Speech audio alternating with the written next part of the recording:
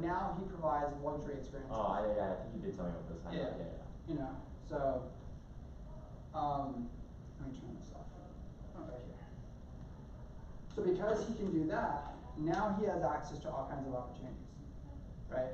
So that's something that's very interesting because there was a news article that came out about how luxury is shifting, right? Airplanes are now kind of pushing out economy seats to fill in more first class and business class seats. So what does that tell you? I mean, it tells me that the upper class is rising. I mean, or the upper class is traveling a lot more, right? Really? No. I mean, if you're going to go order a whole bunch of planes and you're going to basically like push out the economy seats and only cater to people with money, what does that say about society? Yeah, the upper class is the divide between the upper class and the lower class is getting bigger, is it not? But they're still sort of the same size, right? But their wealth is increasing. Why? Global GDP is increasing. So, do you know the 10% rule with money? No. Okay. So let's say you have $100. What is 10% growth on that? 110. No, oh, it's $10. Yeah. Okay. But if I have $1,000 in my bank account and I have a 10% return, what is that? $100. Okay. And if I have 100,000 and I have a 10% return on that, what is that? It is a 10,000 return. Right? Okay. Yeah. But if I have $1 million in my account and I have a 10% return, what happens? 100,000. Yeah. So, what does that tell you about poor people? I don't get that. They don't get that, right? So because they have less than 1,000 or 10,000 in their bank account, they don't get to reap the 10% rule, right? So that person who has 100,000, 100 million, 500 million, a 10% return every year is what they get minimum, right? Yeah. So most people don't get to take advantage of that because they're constantly chasing their goals, right? So when you have 100 million sitting in your bank account, even if the stock market does 20% for the year, 50% for the year in returns, that's still a lot more money than the average person gets, right? But even if the market does really bad and they get the bare minimum, 10%, that's still way more, right? But it doesn't mean there's more wealthy people. It just means that wealthy people have a higher accumulation of money, right? So last year, what did they say? How much total they accumulated? Like 5 trillion total, right? So what does Bill Gates use to make himself rich? What does he invest in? Index funds, right? The same thing Warren Buffett invests in. He has index funds, right? He's like, when I die, everything I have is going to go to an index fund, and it'll get dispersed, right? That's it. So what happens when you put everything into an index fund, right? Well, yeah, but actually, I did see an interview about that. He talked about how his net worth is actually like, or he has zero like liquid assets because like everything he owns is in a like fund and like, and it's just ridiculous because it's not taxable income, right? Yeah. Yeah, you know, it's the same for Peter Thiel. Like he started everything inside a Roth IRA. Yeah. Right. So because of that, when you have, let's say, a bad year, you still get a minimum 10% return, right? And because you're invested in everything, well, guess what? You get to reap everything, right? And that's why rich people keep getting rich, because they are heavily invested in stocks, right? So a little humor right here, right? This is what most nomads deal with, right? Do you know what a visa run is? That one sounds like you're getting a visa to go to other countries. Okay, so what happens if I go to Costa Rica and I hit my, let's say, 90 days, and I just cross the border and I come back? You have to renew your visa? It automatically renews. Okay. I don't have to fill anything out, I don't have to do anything, get another 90 days. You have to make sure you're out of there. Right. So that's a visa right now. Like I just cross the border, I come back. Not every country as nice as that. Other countries are like, okay, you were here for your time, okay, come back. Right? Currency juggling, well, that's because like you go there, different currency, you gotta figure out, well, how much does this actually cost, right? And then obviously when you're traveling, luggage, things like that. But yeah, if you've ever dealt with this, this is your life.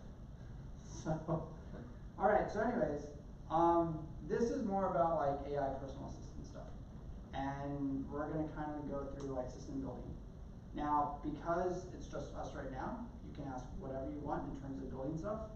And we can use all kinds of tools, right? So, yeah, we don't have to do that part right there. All right. So let's say you did want to get into this lifestyle, what are the challenges behind it, right? It's gonna be basically, well, if you have older nomads, which is like 40 and above, okay? Do they use AI tools as much as you do? No. No, right? So what does that tell you? There's a whole market to sell to, Yeah. right? But the younger crowd that you're learning, do they still know AI tools? Yes. All of them? Well, not all of them, but like more than the older generation, right? Okay, but you were just telling me how many other of your friends don't know these tools. Oh, yeah. See? Yeah. So they may use ChatGPT. Oh, that's all they use. So they don't know anything other than Same. ChatGPT. So you could sell them all kinds of stuff. Yeah. Like you could be like ChatGPT collegetutor.com. And it could just be a wrapper to ChatGPT, Yeah. right? You sell too much. And just sell them that. Yeah. And just be like, it's $30 a month, dude. It's not hard. It's not hard. Come on. You know? Yeah. And people will buy it. No, they actually will though, cause like literally every non-technical student like just uses chat because they don't know anything else. Like. So what does that tell you? Like they're not even curious to go try anything else. Yeah. They don't even want to go look. You know, which is sad.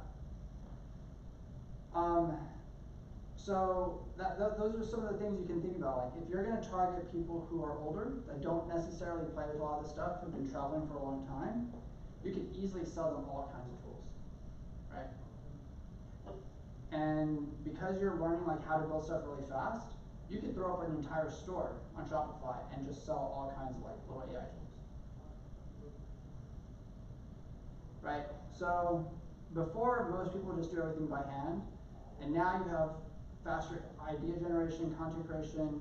You can do all kinds of things with AI planning, and now that OpenClaw is here, you can have a little bot that kind of does stuff for you, right? So it's not magic; it's just a little tool to help you, right? And a lot of people think it's like it does everything. Have you seen the articles where like companies have like fired their entire staff, and then they found out AI doesn't actually do a lot of what they thought, and then they're like, we have to hire them back? No, I've just seen like a lot of people have gotten frustrated with it, like because people think it's like a replacement, but it's just so, it's not where it needs to be yet. Yeah, of course. Yeah, it's still far off, but we'll eventually get there, right? And that's the scary part, you know. So hopefully tonight we can walk out with like some tools. I will be going over Make. Did you ever do your Make stuff yet or no? I never like learned it. I tried using it. I mean, I'm kind of familiar with it, but. Alright, that's fine. Yeah, we'll play around with some Make tonight, and then we'll do some like workflows and stuff like that. But it's going to be basically mindset, workflow, and then live demos. For most nomads, it's going to be the issue of time and energy plus logistics, right? Like when you're moving between countries, it's always going to be the case of like, well, I have to repack, I have to like get a new SIM card, I have to get a new phone, I have to like do new utility bills, all this stuff. Using AI tools to help them with that would change a lot of their stuff, right? I had a guy reach out to me one time, and yes, he tried to sell me a digital nomad SaaS. I thought that was pretty funny. So, this one right here, I don't know if you've actually done this for school. Have you actually used AI to basically like do your entire schedule and like maximize your productivity? No, I've only done it by hand. Okay, alright. So we'll try like one task with something like that, but I'll open up a tool. I'll use probably Copilot, right? And so for most nomads, their weeks consist of 1, going to a co-working spot, 2, sitting down, responding to emails, doing a lot of admin stuff, and then basically blocking out time to get work done, and And then after that, most of them will spend either the rest of the day like sightseeing or like hanging out with friends, community, things like that. If you're in Bangkok, there's so many co-working spaces over there, and so many like community events. Like your life is just busy, right? I can see on the Luma, they're like, there's events like worldwide, and I like see it in South America too, that has a lot of events. Yeah, and it's still amazing that people don't know about them.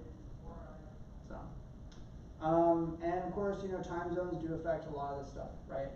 One of the things I've learned about all this is that you can now have AI agents sort of handle like when you're asleep, responding to like certain messages and stuff. It's really helpful. I don't know how often you play. Do you have Slack for anything? Do you use Slack for anything? No. Okay, so basically like now there's a lot of AI tools in Slack you can go into and like basically like, hey, if anybody says this, just respond for me and do that, right? And they can like do all kinds of things, which is really cool, right? But now people are building AI agents for Slack, for Shopify, for Discord, for X, for all these things, just so they can like keep up with this stuff.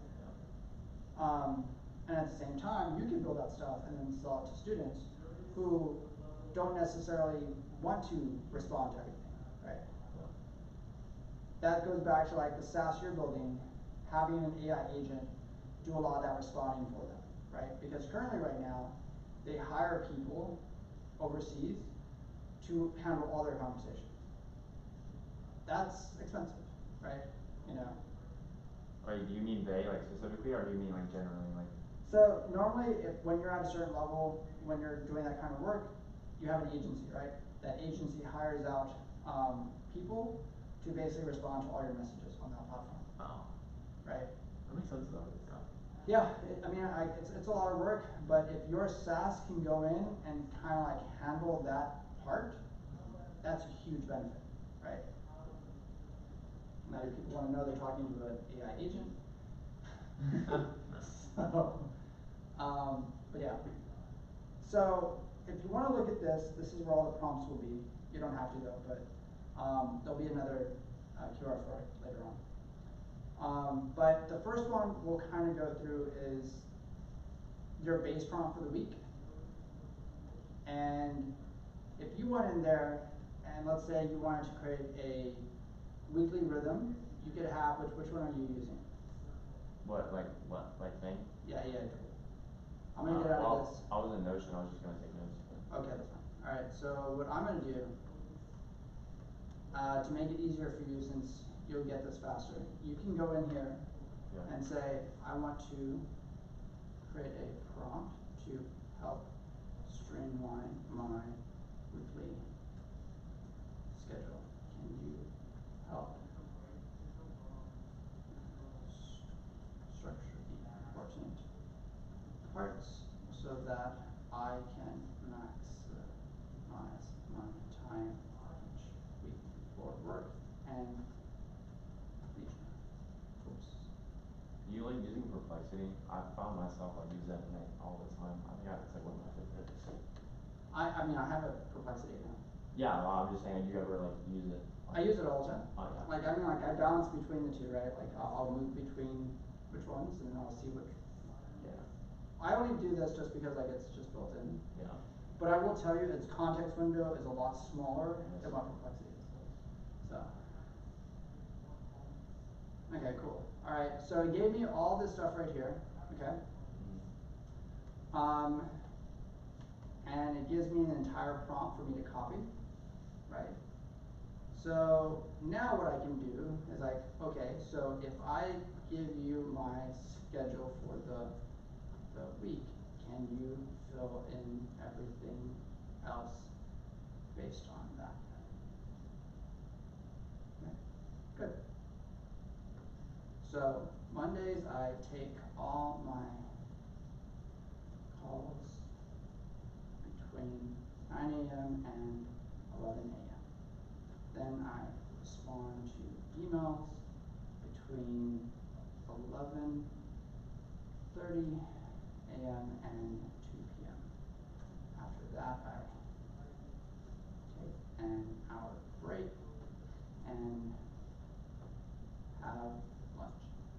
I feel like just making a MCP, the Google Calendar, like would make it so much easier, because like then it would be able to see like everything So is that something you can build and offer? Well, I think Claude already has it. I was just saying like, So the reason why I'm showing it to you like this is because this is how most nomads work. oh, Now, do keep in mind that what I'm doing is still more advanced than what most nomads do, right? Because they have not been able to build something like this, right? So going on what you said, that is something that you should think about building even for students.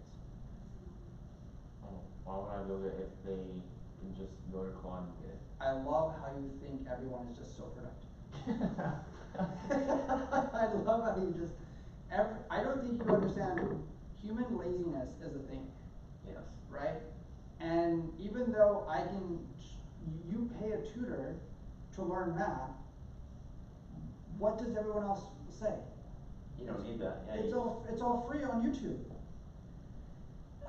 yeah. okay? But people still pay for tutors. That's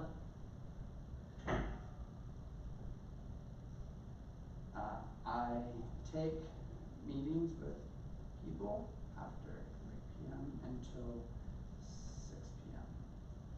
I do this on Mondays and Wednesdays and Fridays. Then I will switch and take the ones off for Tuesdays and Thursdays, and then work from 1 p.m. to 5 p.m. after that. Alright, so now it's going to go through and basically create. Okay.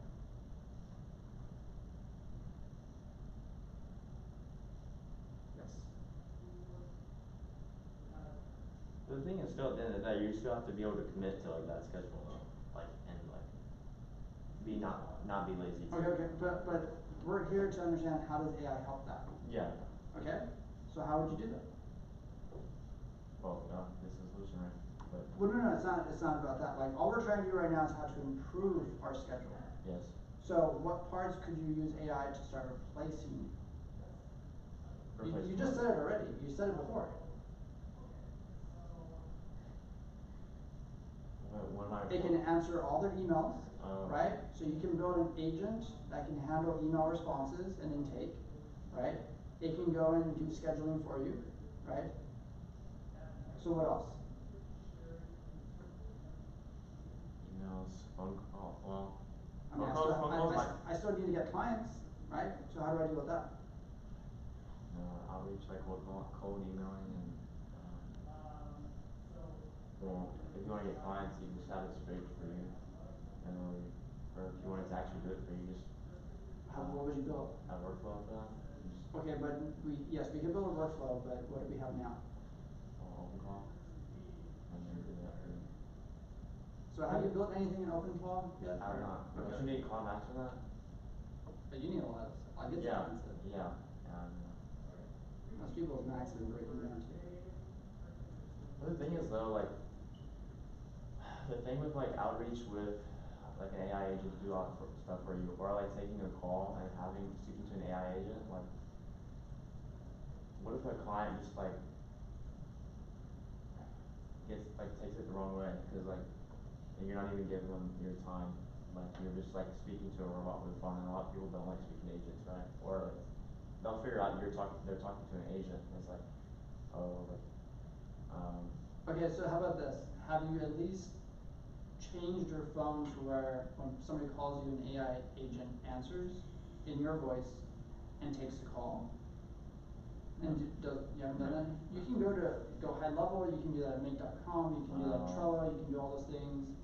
And it sounds just like you, right? I've seen the videos, I've seen the videos where other people do that, and they're like with their parents, and you're like, my mom can't even tell, like it's not amazing. But yeah, I mean, like, okay, so you know that's gonna happen everywhere. Yes. You've seen Futurama, I'm Yes, hoping. yes. Okay? So, what's the problem? It's just, I don't think it's a problem. I just think maybe, obviously, because it is a robot, it could be. I mean, are they getting mad because they're talking to an agent and then they run their business the same way? Or what if they don't run their business the same way? then they must be old.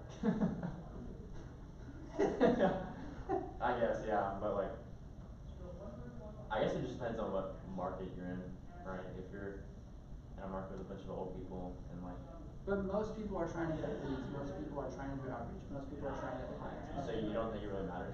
Like, At the end of the day, every company here does that. does that? Right? How many emails do you get that you know like this is spam? Right? A lot. A lot, right? Because all they're doing is buying lists and going through and just spamming and spamming and spamming until somebody's just like, oh man, I gotta respond to this. How, that's not efficient, and like, I guess it's just like a numbers game at the end of the day. Yeah. Like, I don't think you realize like how many people buy lists for like 10,000 emails, Oh, I'm sure. 20,000 emails, and they're like, even if we get 5% off of that, you're just playing a numbers game. Yeah. It's like social media all Right. over again too. So like, if I wanted to appeal to college students, and I said, hey, I want to sell stuff to college students, what's the best thing to do? Do I run Google Ads? No. Do I go to student meetups? I'm not a student. Well, depends if it's like UT and they are open. Some of them are open, right? I mean, most of them are open as long as you know how to find them. Yeah. Most people have no idea how to find them. Yeah. Because most people have no idea how a college campus operates. Yeah. Right? And that's why most people don't go to colleges, because they have no idea where anything is. Oh, you also too, like, it's good to have connections, because then you can just talk to them about the campus, right? Or Yeah. somebody. Yeah. But again, so let's say we look at your school versus UT, right? Yours has a fraction of events versus the amount of events that go on in UT every day, right? Yes. So somebody who's trying to break into UT, who's just like, I just want a college student, that doesn't help, right? Because they're just like, what kind of college student? There's what, 12, 13 colleges on campus? Yeah, something like that. Do you want an engineering student? Do you want a business student? Do you want an And education it's not student? even just the undergrad or the grad student. And so just because I take you to an event doesn't mean those are the students you're trying to talk to.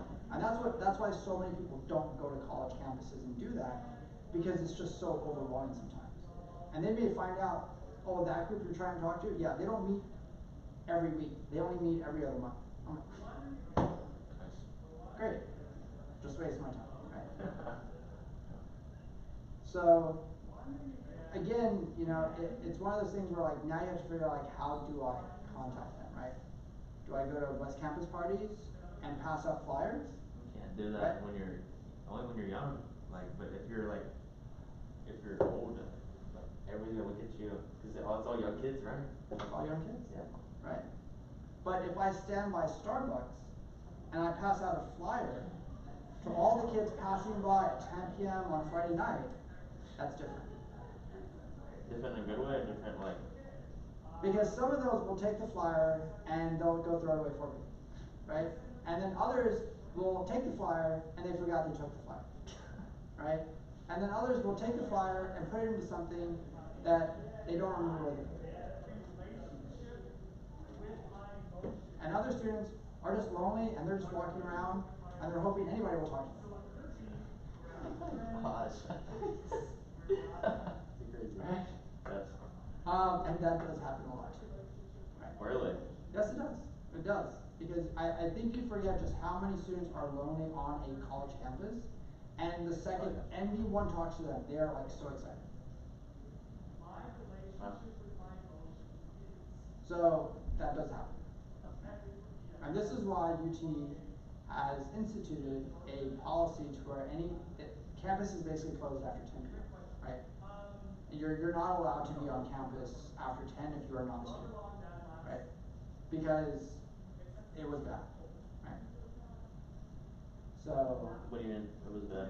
Like. Well, when you're not a student, are you supposed to be on a college campus after 10 p.m.? Oh no. Right. So what kind of people are walking around on college campus? Oh, okay. Gotcha. Yeah.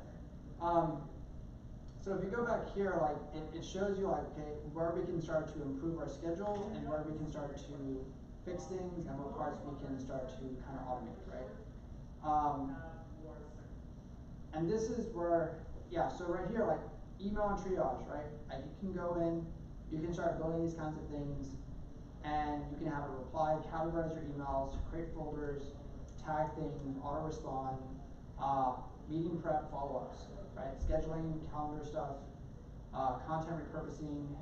A lot of people are starting to do this, and then just admin, right? Just like updating Notion files, organizing stuff, updating Airtable stuff, and then doing research for your travel things, you know.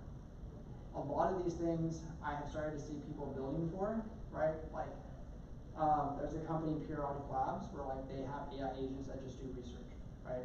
And they're just basically going in and looking like at tons of research and finding ways to improve and maximize, like, hey, how can we improve this one? Let's contact who did this and see if we can improve it for them, right? Do you think using Office 365 tools are just completely dead now? Or like, so I see like Airtable and I see like, I don't know, it's another like Word or Google Docs equivalent, but yeah, I feel like nobody uses them in industry anymore. I feel like it's just When was the last time you had a 9 to 5? never. But like I just look, but do they? Yes. Yeah, all major companies have Office 365, right? Well, I just see like Airtable and like do people use that over Excel? Well, so if you're not in a corporate environment, you're more than likely not using a lot of this like free stuff, right? Because your company's already paid for it, right? If you're in a corporate environment, more than likely, yes, you are using Microsoft, you're using Excel, you're using all these powerful tools, because they are the leading standard software, right? Mm-hmm. So why do you know Airtable? Why do you know Notion? Why do you know all these things? Why haven't you purchased the enterprise version of Office 360? Because there's no need to, right? You don't need to pay outrageous fees when Airtable is free, right?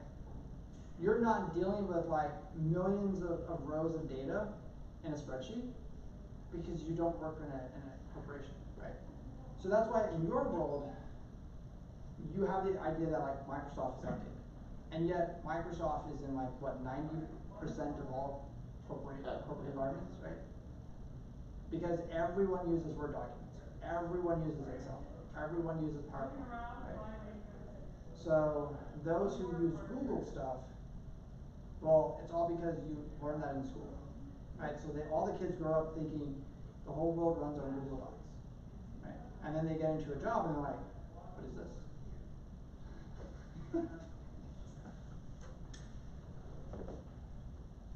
And that's all because schools are trying to save money, right?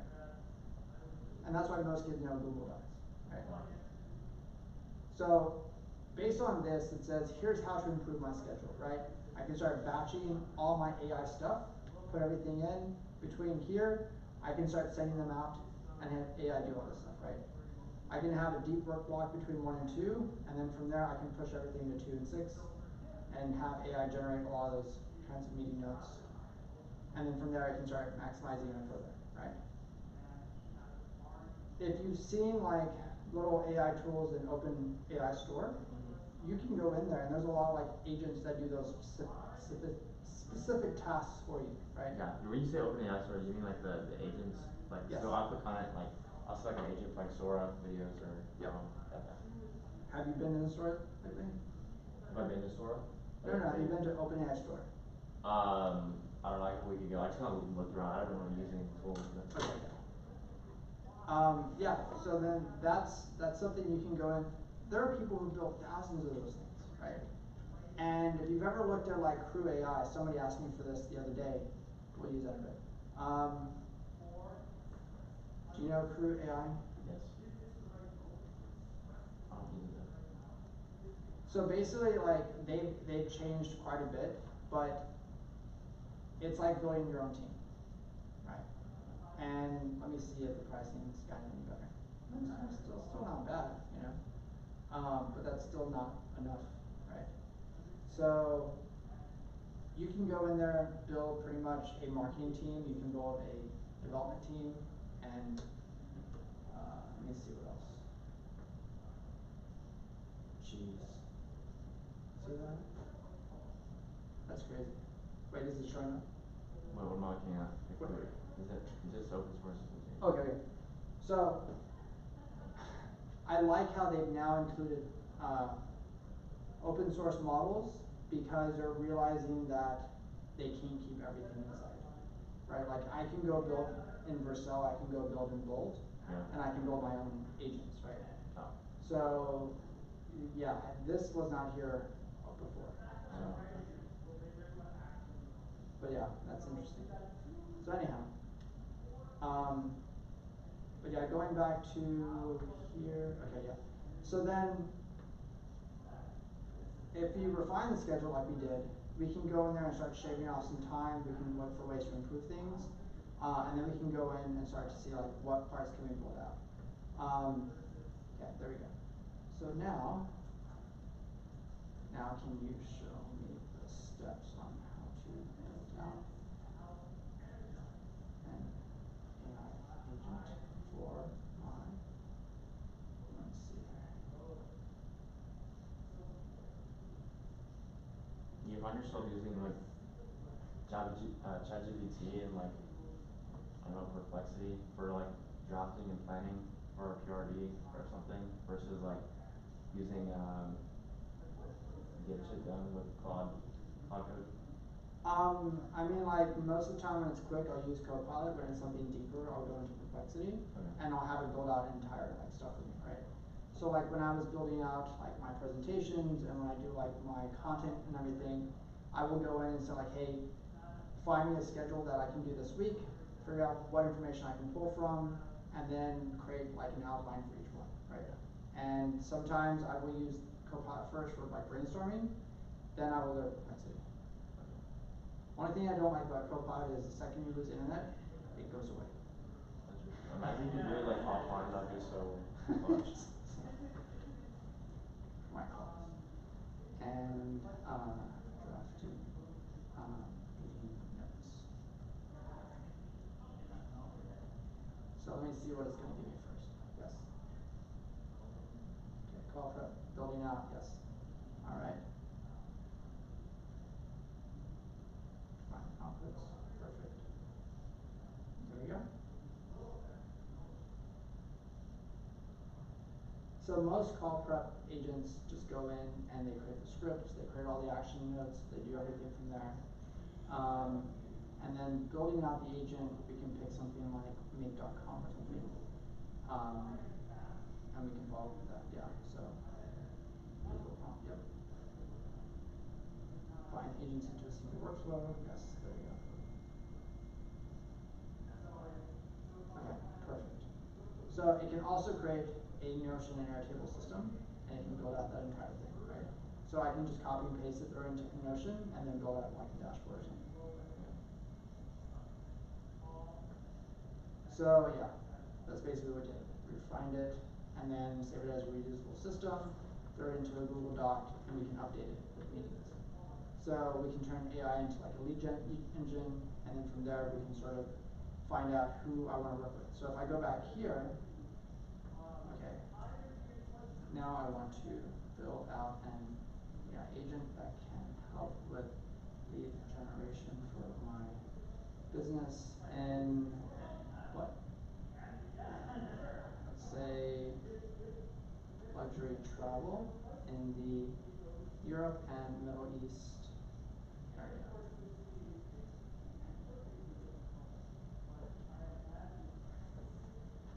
So basically like Emirates airline or something like that. Possibly, right? So if I want to do this, right, so it's basically saying like, here's what I want the agent to do: identify high value prospects, qualify them, gather intelligence, draft outreach emails, track follow-ups, maintain the CRM, and go from there, right? So a complete step-by-step guide. Here's everything for what I need to do. Yep. Identify my markets, right? So it went through here, key qualifiers. Yep, that's what I'm looking for. Active on LinkedIn, Instagram. Now, what is the catch behind active on LinkedIn and Instagram?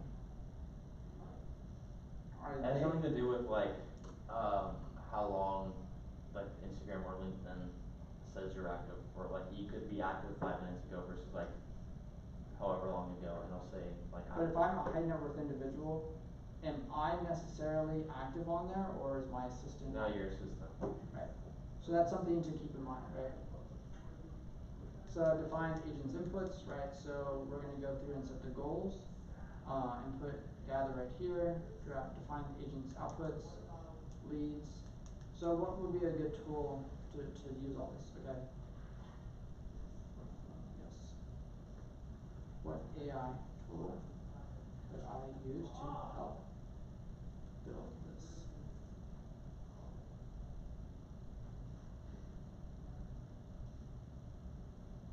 How do you know you're not getting biased answers from running that prompt?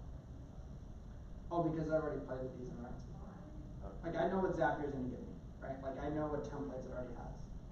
And Copilot, right? So like if I go through Copilot, yeah, Copilot. Yeah, because I was gonna say like, how's it not gonna recommend Microsoft resources over actually like good ones that would work? But look at Apollo, right? Do you know Apollo? Yes. Alright. So obviously it's gonna give me that one, right? Now do I wanna use Apollo? What about Clay? Right?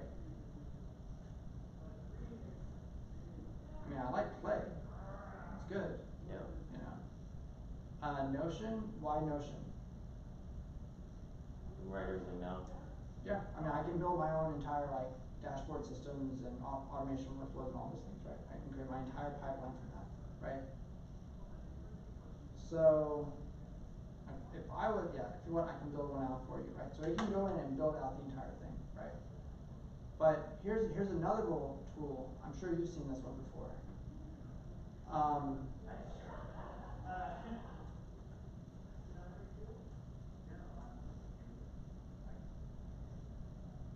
Yeah. Yep. Right? So I've had so much trouble with this one. With it is good though. So going in here, like I can go in and just be like Instagram scraper, right? Yeah. Just identify every single high net worth individual and do what with that. Get a hold of them, reach out. What? You said what I can do with that. Yeah, what would I do with that? Like, hey, like but if let's say you have a lot of money and you're posting on Instagram and you post all these cool places and you're traveling and eating good food, all these things, yes. What am I looking for? For your company that does luxury travel, or just in general? So I want to reach people who have money, right? That's yes. my outreach, right? Yes. Luxury travel and everything like that. How do I sell to you?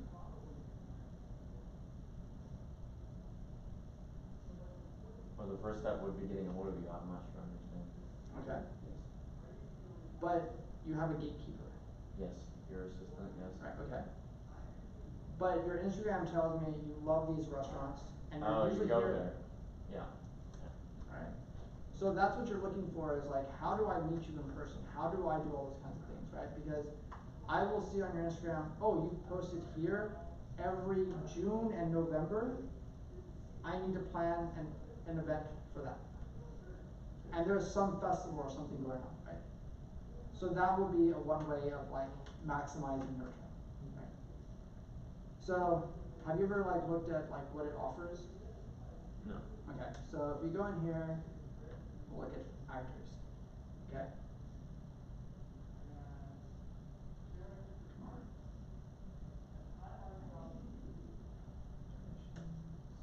Oh. Start going.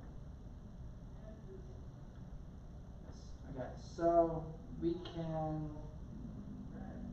yes, looks great. Alright, cool. So here, these actors are basically like little people that go in and then they can use different tools, right? That just kind of piece together stuff and then they're just gonna scrape data. Yep. Right? So if I go in here, I can connect one, set one up, and connect it to all kinds of Instagram accounts. Right? And if I connect it to all kinds of Instagram accounts, I can do what with that information? Tell me the best time when I should contact this person in their best way, their best medium. Right? One thing I do like to do too is, are you familiar with Monte Carlo simulations? Yeah, so like I'll have an AI run Monte Carlo simulations for a probability of this something happening and generate me the best thing to do like for that outcome or whatever. And have you been successful finding like the best outcome? I think so. I use it like I'll use it for like life outcomes or I use it for more broader uses like philosophically rather than I haven't really used it. If I finish this 6-pack, what are my outcomes that I will make it through the night? Yeah. Oh, good. I mean, yeah. Well, not like that. Not like that. Or just like I don't know. Or one thing I like to do is like I do like a salary calculator and be like give it my like credentials and be like what is the expected outcome of this person or whatever, like what they do and like how they get there. Like that's like fun to play around with. So almost like a sentence. Yeah, pretty much. Yeah. So why don't you just make a fun little website like that? Yeah. You know, like you could go in there and find. Okay, so like there's a X scraper, right? And what you can do is you can connect X to the account, and you can run a Monte Carlo like simulation that says, hey, based on this person's past tweet history, what is the outcomes that they will do X, Y, and Z, right? Yeah. And then in the website, people can choose different things. Oh, God. That'd be cool. Right? Yeah. And then all of a sudden they find out, oh, that's not a good thing for that person. Yeah. Right? But it's fun, right? Yeah. But all it's doing is just it's scraping their information, right? And it's just it's connecting to another platform that runs that simulation. Yeah. And then that would be fun to watch, right? Have you ever seen the website Red or Blue? Is that like a would you rather? Or what? No. No. All it does is basically you click on the site and maybe it's blue, maybe it's red. Okay. And when you go back again, maybe it's blue again, or maybe it's red. That's it, right? So again, there's all kinds of things you can do, and piecing those ideas together, that's the part AI cannot really do, right? Yeah. Would it ever have come up with the idea of connecting something like this that says, hey, based off this person's tweet history, what is the outcome that this person will be successful and not die within the next 5 years and live here and do this, right? Yeah. That would be a fun site to go to because all of a sudden you're playing with real people. Yes, yeah. It's tough. Yeah, that actually, I think that would be cool. But again, yeah, we have the technology to do that now, right? So I can go in here and look at Reddit, and I can scrape Reddit and do all kinds of stuff with that, right? Yeah. And what are some of the, I think there's even hold on real quick. There's, Oh, I didn't know this.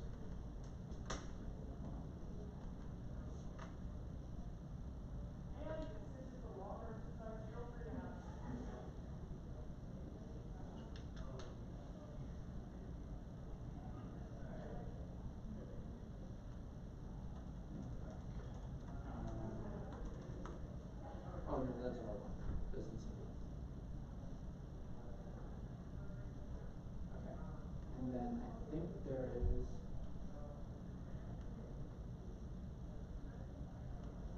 I think this is the one. So basically what it does is it goes to Reddit conversations and it validates if your ideas work or not, right? So I think if I go to the site, mine ideas from Reddit, and then I can go through browse free ideas. Yeah, and then it just goes through and says everything that people are talking about, and it just shows you a scoring rate of like, would this actually be successful, you know?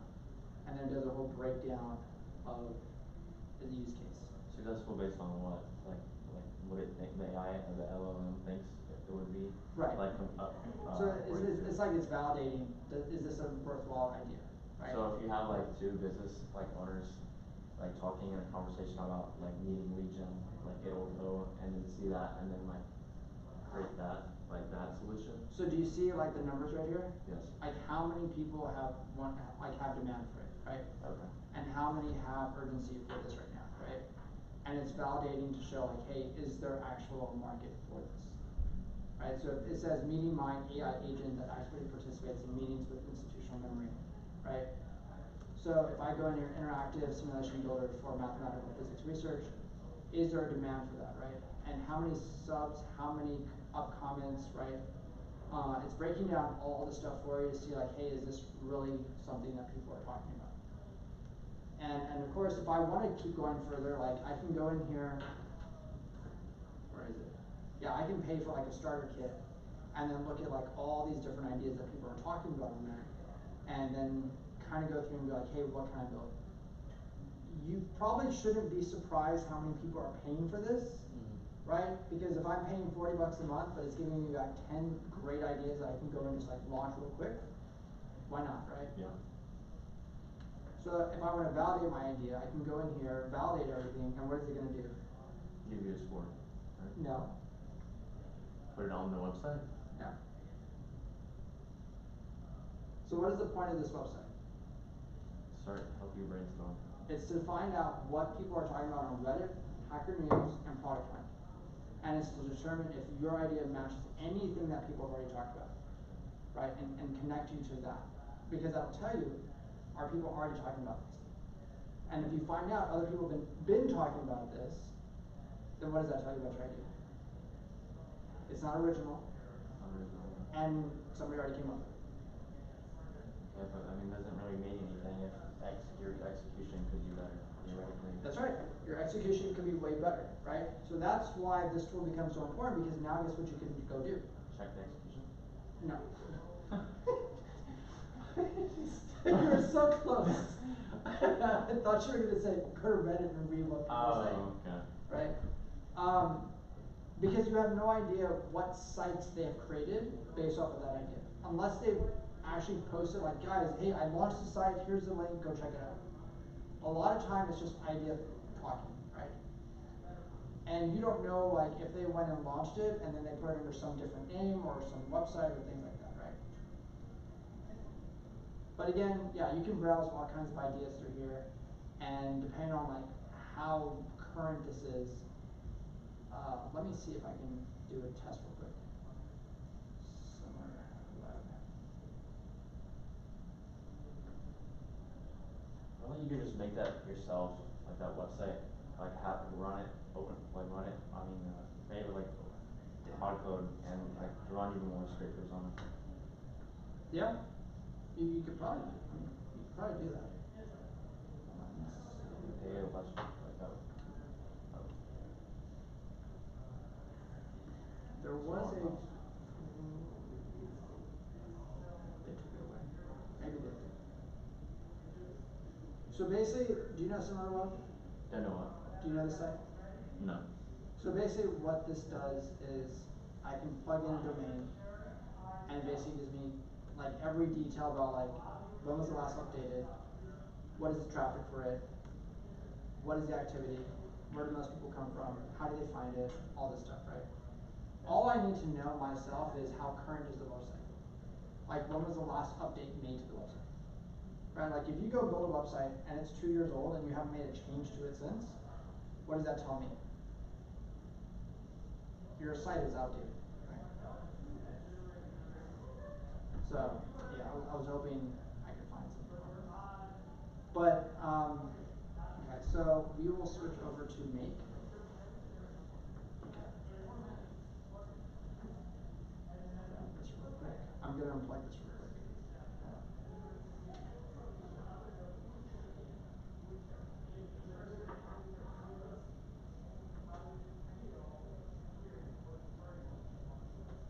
What made you choose make over like NAN and Savior?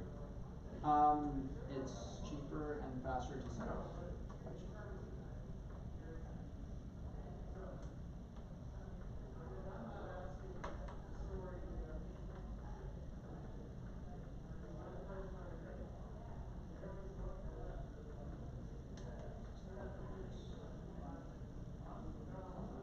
I'm just typing this in. I don't want to put it this Yeah.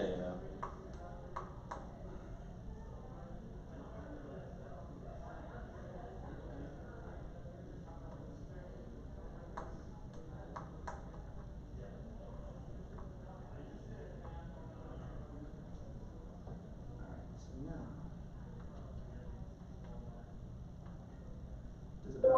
did it pop back up? Yeah, you have to full screen it though.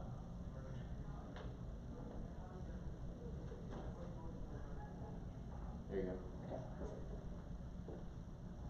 Alright, so basically, when you go into create scenario, these are your environment that you have right here. Yes.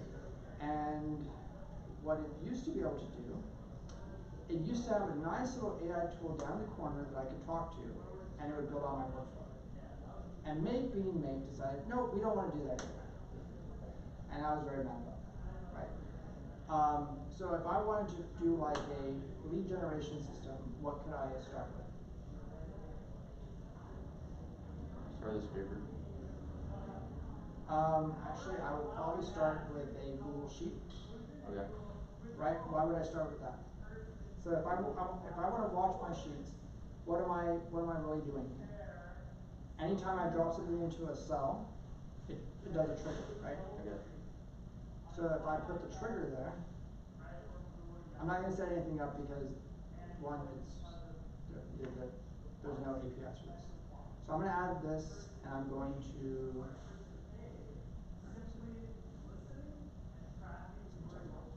okay. So what that means is I will also need to input my API for ChatGPT, right? So if I want to do that, and then I'm going to go to what after this, right? So it's going to summarize my stuff, and then I'm going to look for a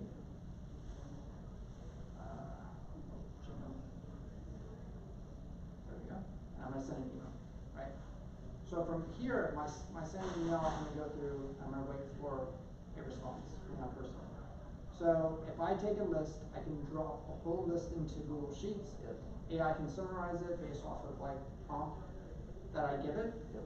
And then from there, I can send off an email to that person, and then it goes through that whole process, right? And I can repeat this every 15 minutes. I can run it. You can schedule it too. Or I can schedule it as well, right? Yeah, exactly. Why wouldn't you just, what I was saying earlier, like what I was trying to do before is just have a scraper, and then like the scraper takes the info and then puts it into the Google Sheet for you, and then besides manually doing it, or is it because like? Yes, I mean I can also do that. So if I do an add module, and if I do, let's say, Yeah. right, so I can run an actor, right? So yeah, let's say I have crawling. Okay. So no, that's too much. Run an actor. All right, so I can go through here, Add it. Yeah. and then I will find connecting.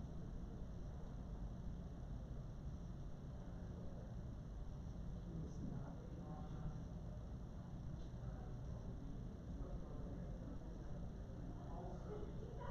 Just pretend like it connects. Yeah, I don't know. I don't know why it's not connecting. Let me see if I can. Anyhow, so that's basically how you're supposed to be able to add a module. So let me see if I just go in here and do a Google Sheet update row. Yes, there we go. Out. Yes.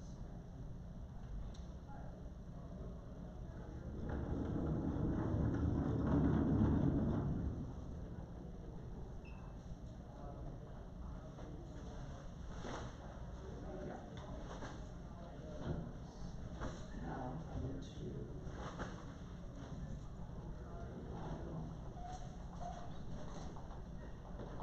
Alright, I'm recording, sorry. So yeah. So then that'll be the new updated one, right? So from here I can scrape my stuff and I can throw it into Google Sheets. AI can summarize it and then send off an email, right? That's a very simple like lead generation right there. And you can work in any capacity with that. So if we look at the templates right here, you can see there's all kinds of things Make can do, right? I can go in here, create a basic chatbot with WhatsApp, right? And if I click this, I can look at what it's actually doing and how it's actually working, right? Okay. So it's going to tell me connect to your account, right? And from here, after that, what's going to happen is you're going to connect your account, you're going to create your webhook, and anytime something happens over there, I'll update it. Then from there, it's going to send a message, right? And that's basically a simple little update for that. So if I go back, add new incoming emails into a Google spreadsheet as a new role, right? So if I get an email and I can add it to there, what else can I do with that? Like I can have like a job form, right? A job form comes in, and then once that happens, it can respond back with an email. Hey, thanks for filling out our form. We appreciate it. We'll get back to you in a bit, right? So if I keep going further, right, I can create a Google Calendar event from Notion. I can save an email attachment to Google Drive. I can send an email to Google Sheets. And post Telegram messages on Discord, right? So it's pretty expansive, right? And that's what makes Make so amazing. It can create an Instagram post from Airtable content calendar. I can send a Gmail message from Facebook lead out forms, and it can respond back to every single one, right? Automatically upload email attachments to your FTP server, and it goes on and on, right? So they have like over 8,000 applications that you can work with, and you can basically go through. So like right here, daily weather forecast directly to your email inbox. Does that sound cool? Love how you think everybody's just so productive and smart and so outgoing. Well, like everybody has like an iPhone, and like I feel like that's pretty common. To, like, well, not everybody, but like a lot of people do. But do you know how many people would pay for that? I can't really see like how people would take that. Looking at so many apps. So let me ask you this: who would pay for that? Old people. There you go. Oh my god. They would pay for that because it's convenience, right? Yeah, always checking their emails. And if I can go through and do something a lot easier, guess what I'm gonna do? Hit it. I don't know. Go, I'm gonna pay for it. Yeah. Right? Okay? So if you were to set up a simple website that says, get the daily forecast sent to your inbox, what would you charge? 99 cents. Exactly. Like literally like less than $2-3. Why? Why does that work? Because it's so cheap, like it's nothing. It's not. It's literally nothing, and you don't even have to think about it, and you get the forecast your inbox. So easy.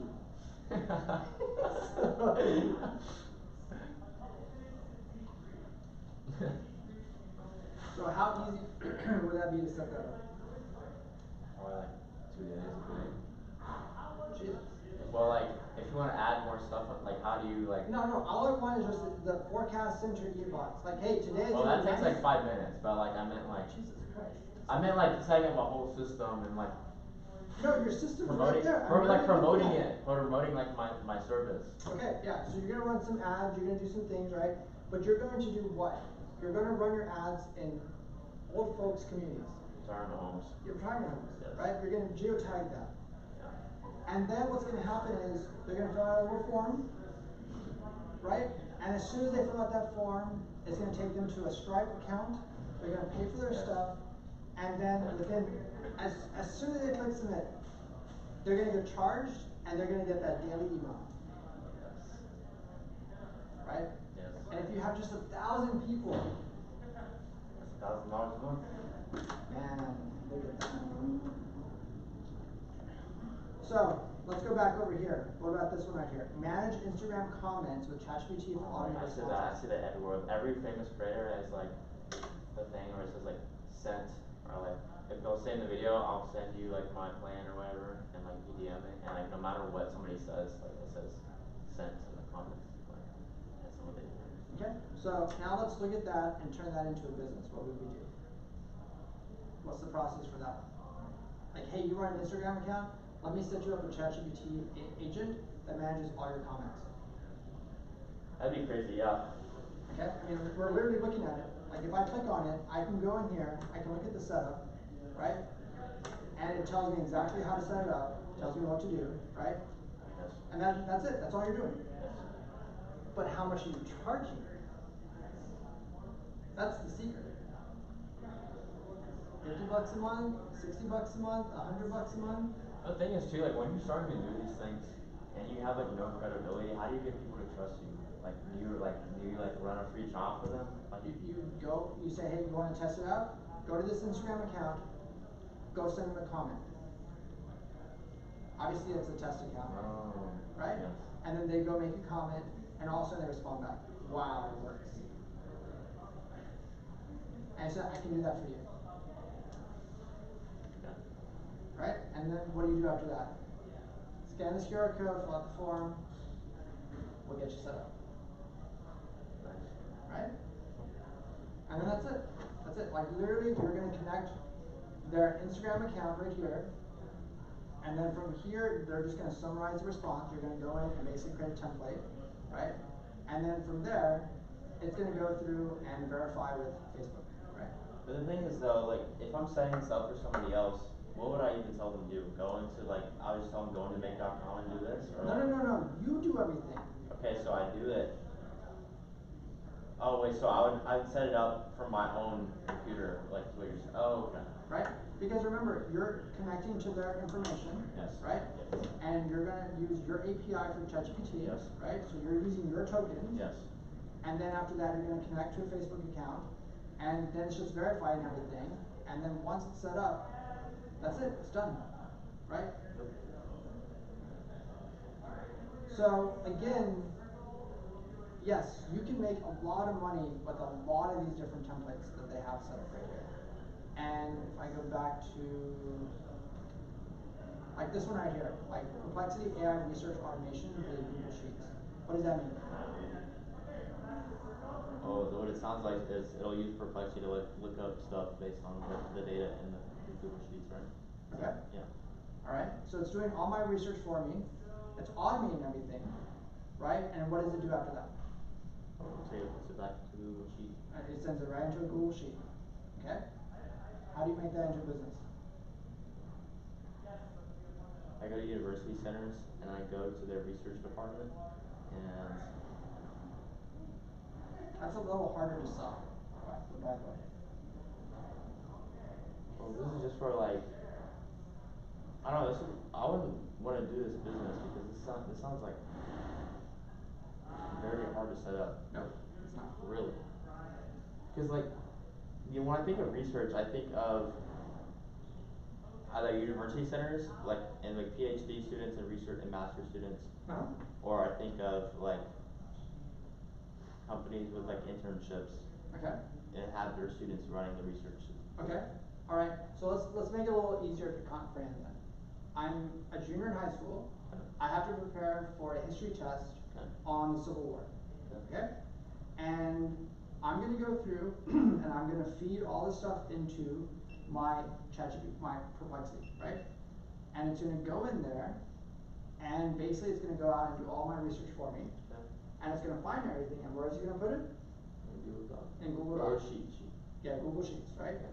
And now I'm the student that's gonna look at all these links right here, that's only for Civil War information, right? But the thing is though, it's not.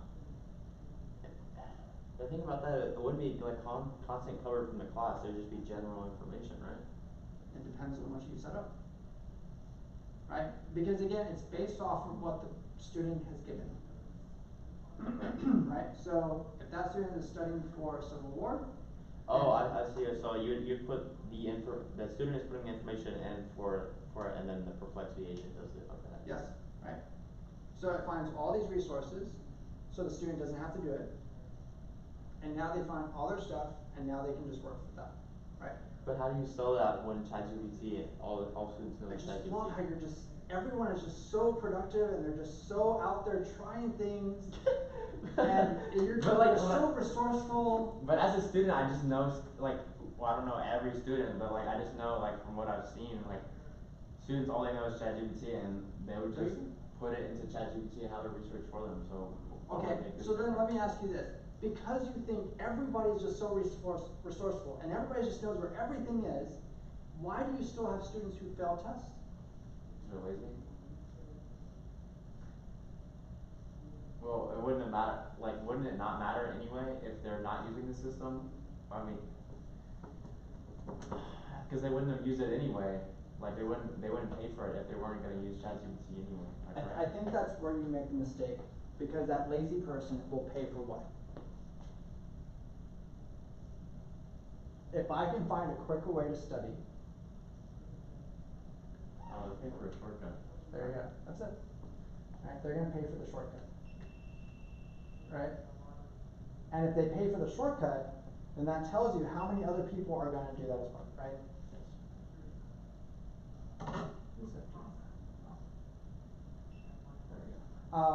And then that's basically what you're selling to them. You're basically selling them the opportunity for them to go in and not have to study. They're gonna get a nice little report, they're gonna find all their information, and it's gonna put it together, and they're done with their research. But the thing too also to consider is that a lot of students don't have laptops and they have school issued laptops that ban like LLMs too. Okay? How do you get around that? Because I know how to set this up, right? Like it's a very simple process. Actually no, like no wait, if it's just the Google Let's look at this little layout right here. Okay? Case completion, right? I get what I'm looking for, Civil War, it does the research, it puts it in the Google Sheets, and then what does it do? Because remember, this is the part that I know you're not gonna get it, but if you can get this, there's no way you can block this.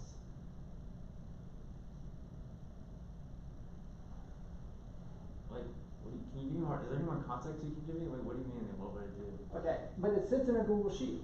Okay. Right, it's pretty little sheet, right? Yes. But it has to go, I have to go to a website to do that.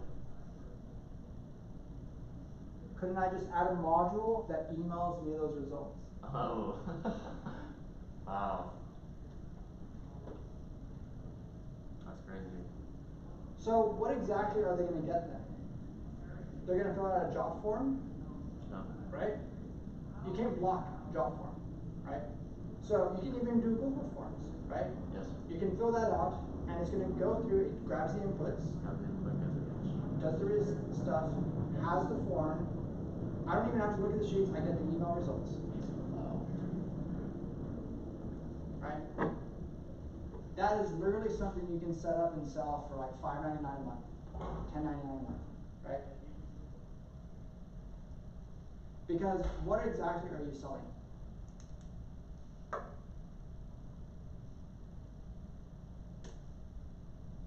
Oh, it sounds like, well, like I said before, you're really selling a shortcut to like academics. Like, No, you're not.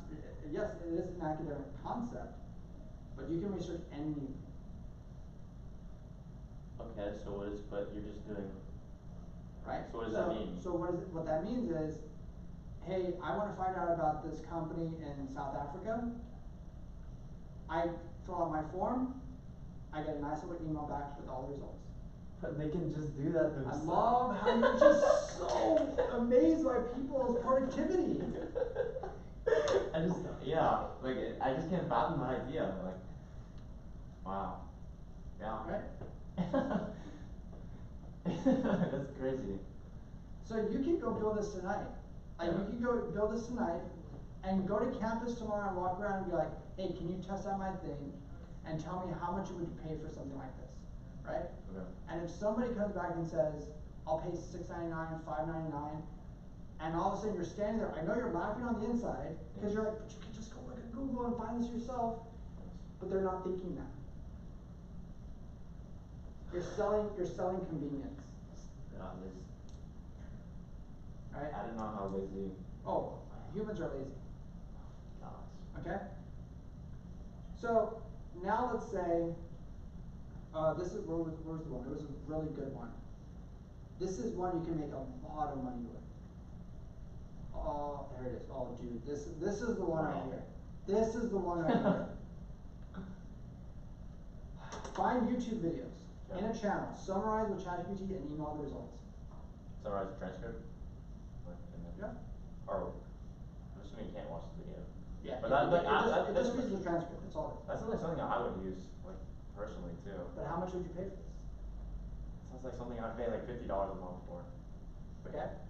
So now let's say I'm that gym student, right? I work out. Yeah.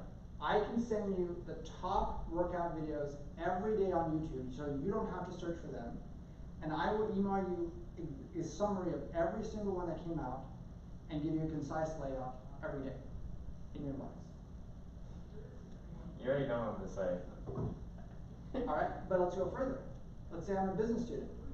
I can find you every single entrepreneurship video out there that's popular, and it gives you a summary every morning in your inbox. That's valuable, yeah. And what does YouTube have? Everything. Because it would be, yeah, I like that idea that it's actually summarizing it versus like, if you just had it flood your inbox with videos for you to watch, that'd be like, I feel like that's less valuable than actually like summarizing it for you so you can just read quickly. And Right.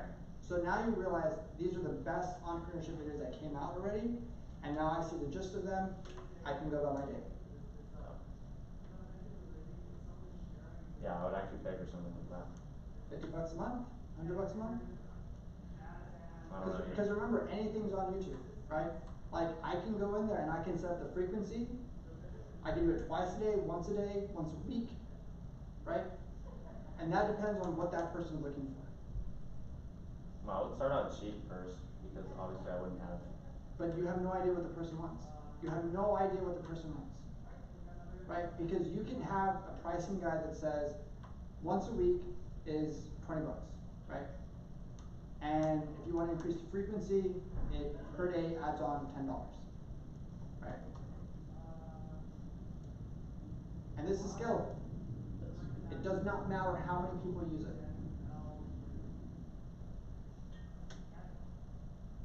You can make a lot of money with that one. And it just sits there. Just sits there. Right? So send WhatsApp messages and watch events using ChatGPT for automated responses. That is a very powerful automation. Can you That explain is why? I'm not. very powerful. The only reason I would know somebody uses WhatsApp is for like international like talking. So how would that? So I want you to go and look for this phrase in the WhatsApp world, and anytime that phrase pops up, send me a message, right? Wait, I don't understand. Wouldn't it be like WhatsApp messages through your phone? Is it not? It's an app. Well, yeah, but it's like a contact. Like it would be like it's just like another contact app. So in your WhatsApp thing, what you're going to do is you're going to connect it, Okay. and what's going to happen is if somebody mentions that, WhatsApp's going to message you and say, hey, it found it in this chat room. Over here, this person said this. And But it would be a chat room between you and that person, or is it like? No, it's telling you what chat room just said that. And the entire app. In the entire app. Right? There's no way. That's ridiculous. But that's what it does. That's what it's doing. But that wouldn't even be your phone. That would be like. It's looking at everything. It just literally says right there, watches events in there, right? How is that It legal? watches events, right? So it's looking at what's going on, and then it comes back to you and says, hey, this just happened, right? How's that data not private? I don't know. That's you have to crazy. play with it, right? But again, you can go in there and specify, hey, I only want these group chats, or I want anything in WhatsApp, or I want these events right here, right? But again, who would pay for that? A lot of people. And it just sits there every day by itself while you go to class. Wow. So you could go to somebody and be like, hey, do you use WhatsApp? Are you looking for certain things? Let me help you, right? And you can build an entire like landing page. And what is your landing page going to do? With like the stuff from WhatsApp on there. No, it's always going to be the same thing. I'm going to fill out a. Google form or There form. you go. Exactly. Right? Oh, and then it tells you it goes in there and then like. So you're going to get a notification, and you're going to set it up for them, and you're going to do all that stuff, and then once it's finished, they're going to get a nice little notification, hey, your account's been set up, blah, blah, blah, right? But the thing is, I'm reading the description right now. It says watches events and sends personalized replies through the cloud. So like, it's just sending like. It could send a message to you saying, hey, this is what's going on, and then you go follow up to look at the conversation, right? That's all it's doing. It's notifying you, right? And if you want to follow up, that's up to you, right? Now, that's something you put in your terms of service saying, whether or not you engage in that conversation is up to you, you're still paying for it, right? But how? Okay, so I'm just still kind of like stuck because this is something I would sell to a business, right? Or a person. What, well, I don't see the use case for just a person, like when if a business be a lot better if you're like, you're trying to find what people are interested in versus if it's just a person, like. But if you're a college student and you like to be on WhatsApp and you're like, I wanna be notified every single time somebody talks about Leonardo DiCaprio. Tell me every conversation that happens about Leonardo, right? Yeah, I guess it's, It- you're it's trying to just- rely on the fact that they don't know how to do that already, like with other things, like. Everything you do in life is about convenience. Every business you've ever used, everything you've ever subscribed to, it's all about Convenience. convenience. Right? And then that's it. Right? Like this one right here, like create social media posts from a blog using ChatGPT, right? And I can go in there and automate all my social media posts from blogs that people talk about, right? So let's say I have my accounts, right? And I go in and tell ChatGPT, I want you to monitor all these blogs, and every time they post a new blog, go do this with the blog. And then go populate my social media. Right? Yeah. I think that's good for like LinkedIn events. Yeah, exactly, right? Like, post new Discord messages on Telegram, right? Save media insights from Instagram to Google Sheets, right? How could you turn that into a business? This is just analytics, like, I mean, you can just see how well a video performs or what people respond to. So who would buy that? Social media agencies, businesses, people. People that are trying to grow their audiences on social media. Yeah. They wanna know, hey, what are the best posts that happened today? Send me an analytics report every day at 8 p.m. Right? That's a very lucrative one right there, that the social media one, I feel like that one. Well, yeah. Like, especially at the higher, well, maybe the higher level businesses already know how to do that, but Mhm. like medium to lower level, like maybe like 100K to 50K. Right? So look at this one right here, create Trello cards from new Google Sheets spread, right? What does that mean? Have you used Trello? I've heard about it, I haven't used it. Okay, so basically like it's like a calling platform, right? So every time somebody fills out a form, it's gonna go to Trello, fill out their profile, and then from there they can start contacting that individual, right? So Okay. it's like they signed up for their automated blast, right? Mhm. If I go right here, streamline YouTube uploads with AI generated descriptions and tags from Google Drive, right? So I would have either an assistant go in or an AI go in and take all my stuff from a Google Drive and say, hey, every time you do an upload, use these tags, right? Generate high converting descriptions from Shopify products using OpenAI, right? Yeah, I mean like, again, there's all kinds of stuff in here that you could go through and be like, make businesses out of. Like, get your competitors' followers and media accounts sent to a Google Sheet. You know, automatically reply to new Facebook page comments. Track new YouTube videos with custom search criteria and save it to Google Sheets. Okay. It goes on and on and on. The thing is too, you also have to consider like, obviously that's gonna run up your token costs for make, and if you're not making anything originally, like kind of, it's just kind of hard to see like which one would actually take off a lot faster than the other ones. So that's where it goes back to go to campus, walk around, and do a survey. And be like, create a survey that shows like 5 of those things we talked about, and say, of these 5, which would you pay for? You can either select one or select all of them, and then tell me how much would you pay for any of those. And you always have an option that says 0, right? And from there, that will tell you, man, people are lazy. Right? Because you're doing your homework, you're doing a survey. You can go to UT campus, hey, can I just have 2 minutes of your time, can you fill out the survey? I just put a QR code up and just put survey on the thing, and be like. Yeah, you can do that, exactly. You don't have to show your phone, just have a little thing. Ask my class. But most people have a QR code on their phone, right? Or if you wanna take a sheet, so it doesn't break, it doesn't tear, anything like that, go do your homework. Go walk around downtown and be like, hey, can I bother you for 2 minutes, can you fill out my survey? Takes 30 seconds. I do like the Bumble method, you just put it in the classrooms, classroom doors. I don't know what you're waiting for. Like literally, I will tell you this, for what the business you wanna get into, go create little circle QR codes, right? Yes. And go where? Go everywhere, honestly. I know that, yes, I understand that, but where should you hang out to post that? YouTube. Oh, you're so close. South Congress, I don't know. West Campus, West Campus, okay. Yeah, I was just there. right?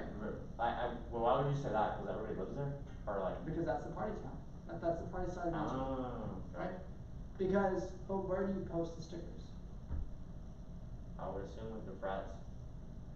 You really can't post anything on like buildings, No. right? So where can you post? Like public, I don't know what you call Guardrails, it. you can Yeah, post yes, guardrails, yes. You can post posts. Make stickers. Yeah, right? You can post on those telephone poles. Yes. Right? You can post on like, sidewalk areas. I don't know if you've ever seen like the spray chalk, right? A lot of people do spray chalk where they'll go in, they'll put it on the ground, spray it. I think you did tell me about this. Yeah. Right, like you could do a QR code on the ground, all kinds of stuff, right? But that would just be a survey for a pricing model, or would that be like? No, that would be to sign up for what you're building, right? Okay, well, yeah, but Do in the you future, do when I this? have. Scan this, right? Okay. Right? But that's to launch what you're doing. For the other thing we just talked about here, create a simple little survey, right? You can go home, make it a 5-question survey, and then that will tell you whether or not everything I just said is true or not. I already know what the answer is gonna be. It's gonna be, sure. I already know what it's gonna say, but you have to do your homework. Yes. And when you find out what I already know, you'll come back to me and you'll be like, I just had to go out and experience it. Yeah, right, Sure, exactly, right? But to you, you're gonna go home and you're like, why are people so lazy? Why are people so lazy?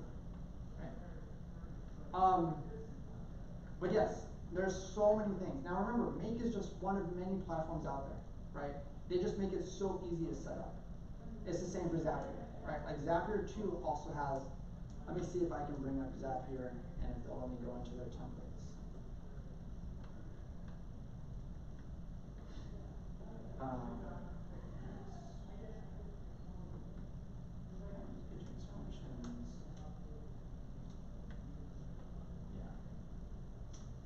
Yeah. It's literally the same thing, right?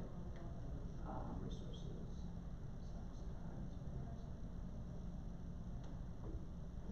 I would like the whole name of the game with like this is kind of just being good at selling solutions and being able to get on the phone and like consult with the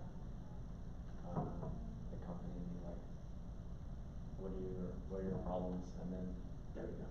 Tell them, hey, like I can do that. But at your level though, do you want to target college students or do you want to try to actually target companies, right? Because that's Yeah, I wouldn't have.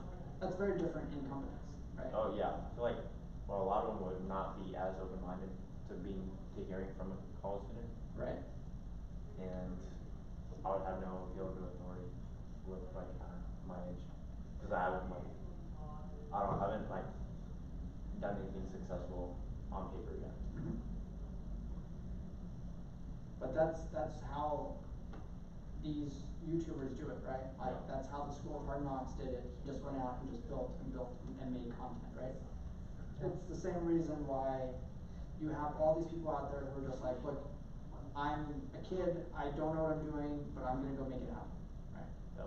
But you building that survey, doing all those things, and going around and be like, putting stickers all around Austin, and all of a sudden like people start scanning those stickers, and let's say it works, and all of a sudden you get 30 people signing up every week. Is that good? It's pretty good. Right? That's really good actually for business. That's really good. So East Austin, right? You go put stickers all over East Austin. Don't scan this, it might hurt you. Hey, looking for some fun? Don't scan this. Right? And all of a sudden you'll start to find out people are scanning this. Right?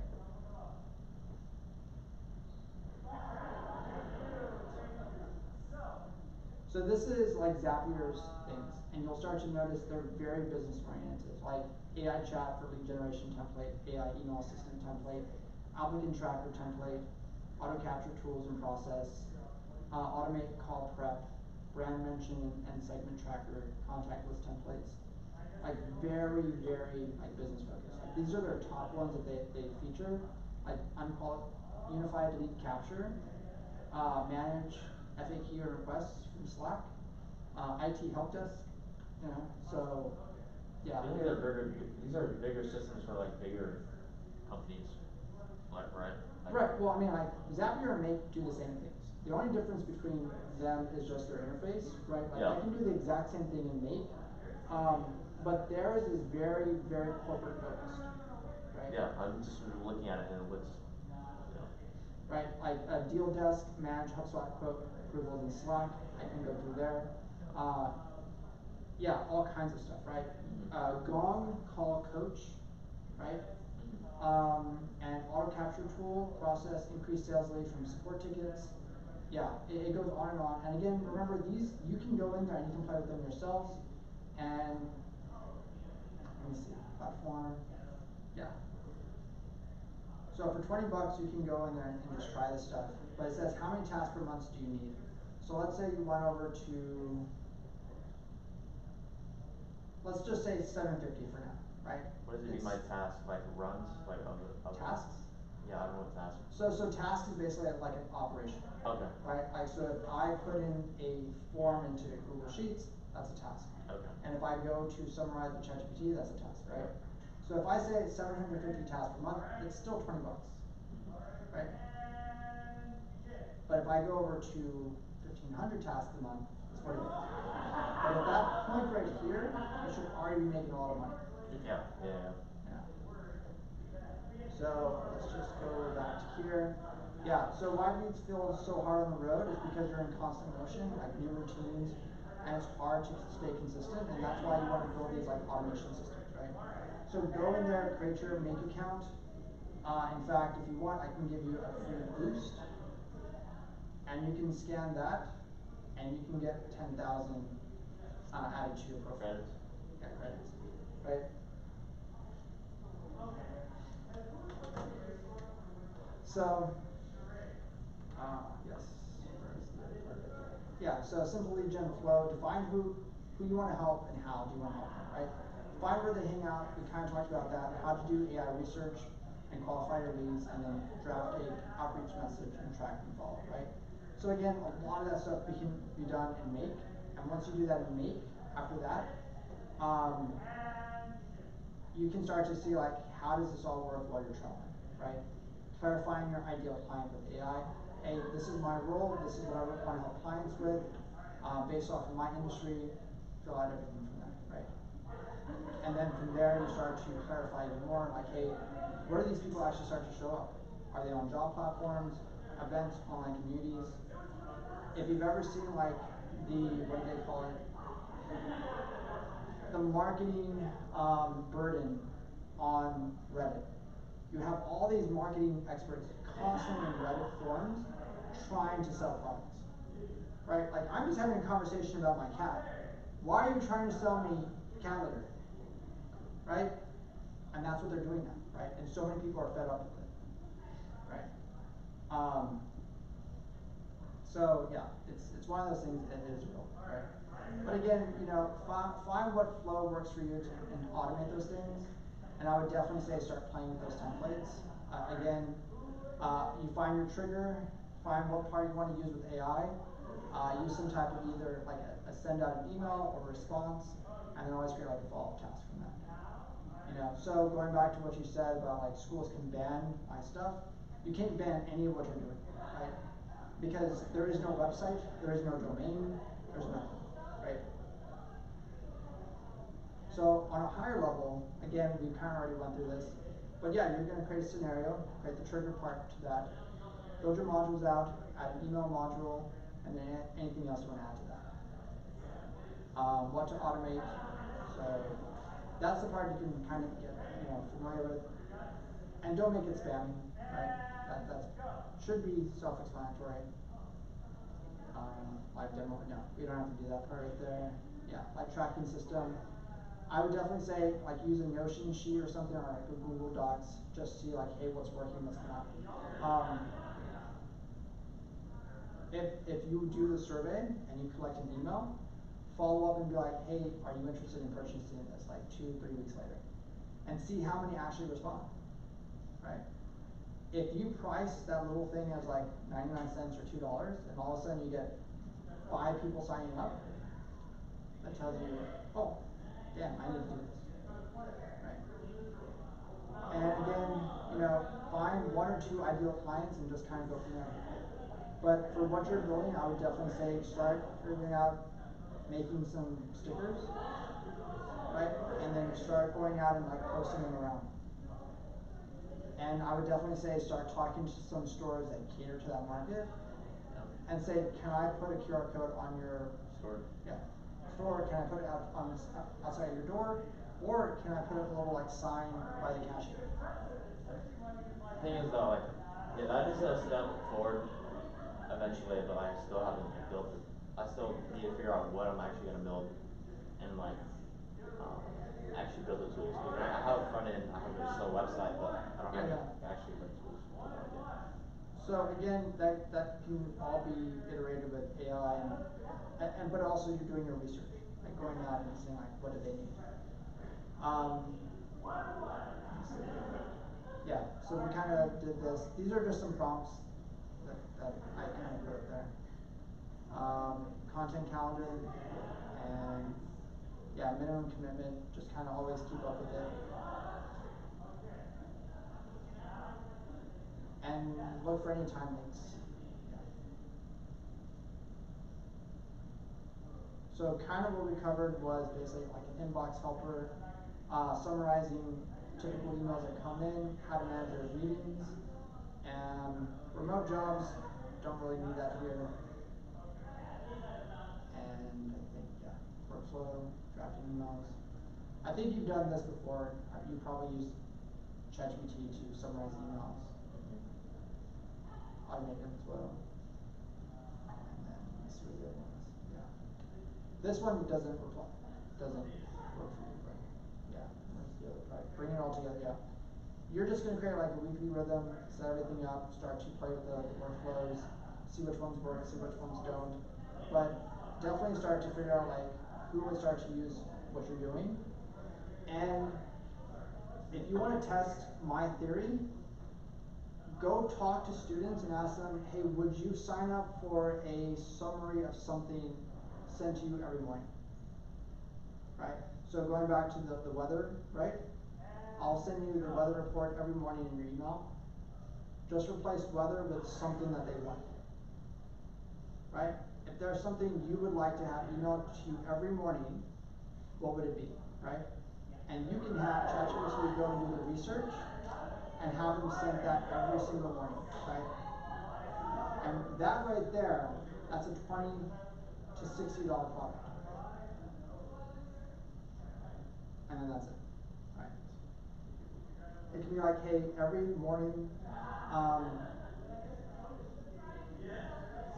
send me the latest product lines for this, right? And that tells you something. One of the alerts that people signed up for a lot was, I think it was Southwest, had a price alert email. Yeah. Anytime it dropped below 100, send me an email of all those flights. Right? You can do the same thing as well. Hey, I can send you a price alert for any ticket that falls under $50 for an airline ticket. How much would you pay for that? Right?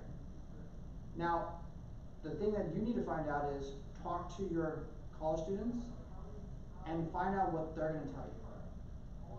According to you, every single one of them is just so resourceful.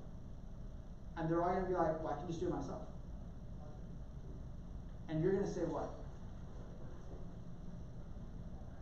Well, how do you do that? Yeah. Right? Oh, jeez. I messed it up. So basically, that's kind of like what you're selling in the end, is that convenience. Because if you could answer that question, they would tell you, I can go to Southwest, I can sign up for their emails, and I can do that. But if they don't know how to find that stuff, guess what? That's never gonna happen, right? The thing too is like there's also the opposite end of the spectrum where they're just too lazy to even bother and they're just like whatever grade I get is whatever grade I get. Like there's so many like I don't know. I think it's also too like like going and selling that at UT would be a lot different than going and selling that at St. Edward's. Okay. So you're saying St. Edward's is for the It's for the rich but like lazy kids. so then appeal to the lazy part. They have money, you should be making money off of the lazy part. Yeah. Right? I mean, like, so how does your dorm work? Like, are you allowed to post flyers? Are you allowed to post anything on Yeah, the we have walls? like a I don't know, I haven't tried that yet. I mean I So- walked around like a little bit, I'm sure you can put up flyers. So why don't you put up a flyer that has a survey that says, what would you like to, What service would you pay for? What did you say, right? what's something you would pay for that would make your life easier? Right? They're gonna give, I'm gonna have to give them ideas though, because like, But they're gonna scan the QR code, and in the form, you're going to have, send an email of what I'm looking for every month, create a little Telegram bot, or send a summary of YouTube videos, like all these different ideas that you have, right? And then they're gonna fill everything out. You're not selling anything, right? There's nothing to buy, you're just doing a survey. If you can do that in your dorm, do it, right? And if you get 50 responses off of that one little form, that's great. And if it tells you, go build this, that's what you're gonna do Friday night. And you're gonna go back and you're gonna be like, hey, slip a little thing under everybody's door okay, well, and then see how many respond, right? And then offer that as a service. Right? Because remember, you can build these things so fast now. You don't have to have a website. You don't have to have anything now. You just have to have customers. If the guys in the gym are ready, I can send you the best workout videos on YouTube every single morning and create a summary for you with the meal plan built in. How much would you pay for that? a lot. Right? Especially once you could start putting in personal information too, if you could. And that doesn't stop you from going to Gold's gyms.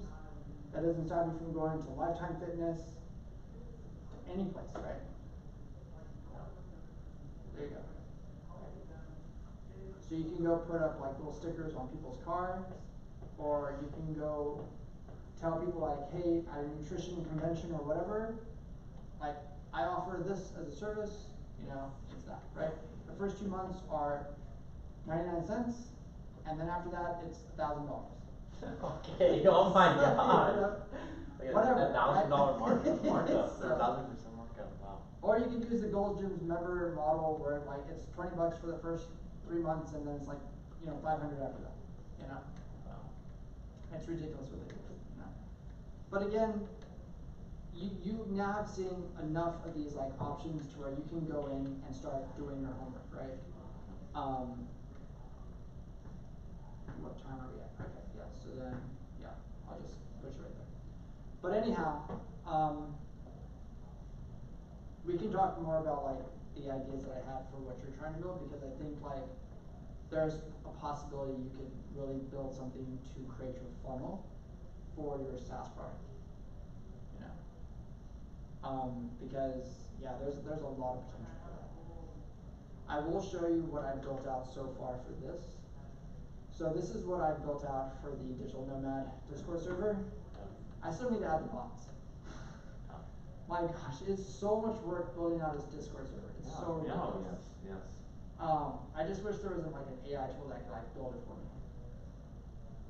So I have like an agreement guide. I did all that stuff. Choose the roles. Like it's gonna go in. So I know there's a bot that'll allow you to go in and pick your role. I still need to set that part up, right? I still need more feedback on the other Discord server that I have for the solopreneurs. Yeah. Because I know I need to set up a bot for that to start assigning things and doing more stuff with. yeah, it's time, it's literally time, and then like an introduction page. We can do like, I wonder if we could make your own custom MCP for Discord, and then like have like a pod code like run. Okay, so one of the things I was reading about that was, in Discord, your token usage is just so high. And that's the part I didn't like. I was just like, man, it's expensive to run this stuff, because yes, you have to have a paid account, you connect your API, you go in there and you set everything up, and you can do those kinds of things, right? Yeah, that costs money. And that's per server. Yeah. So, but anyhow, I do need to look more into like how I can eventually get that, because I know there's people out there who are building better ones and more efficient ones. I feel like Discord servers are like one of the best. It's like kind of like Discord and Telegram are like the best places to get like actual real information. I see like a lot of services that are marketed through Discord are like, if you see like some TikTok dropship or like, oh, join my Discord or whatever, but like, Yeah, I mean, yeah, how many, it's so good. It's like, but it's like, but they're hard to set up. That's the problem. Like, who have I sent you that has promoted their Discord server, right? I'm sure all of them have. Right. Like sometimes there's creators on there that are just like, guys, should I start a Discord server? And then when I hear that, I'm just like, what, we have like 5 hours to spare all of a sudden? Right, like that's the funny part to me. It's just like, it's so much work. But like I'll go look at their I'll go look at their servers, right? It's like 5 rooms. And I'm like, what is this? Right? And I'm like, no, there's way more stuff involved. Like so I built out the voice channels at the end, right? And there's like music and chill, and you can go in there and add like the music stuff, you can add the lo-fi beats, you can add Spotify, you can do all those things. I have one as sort of like a co-working lounge, so people can talk and hang out. It's work. So when I look at these guys, the thing I don't like is when they launch their Discord server and they have like 5 channels, like general, welcome, hangout, random, and like 1,000 people join it.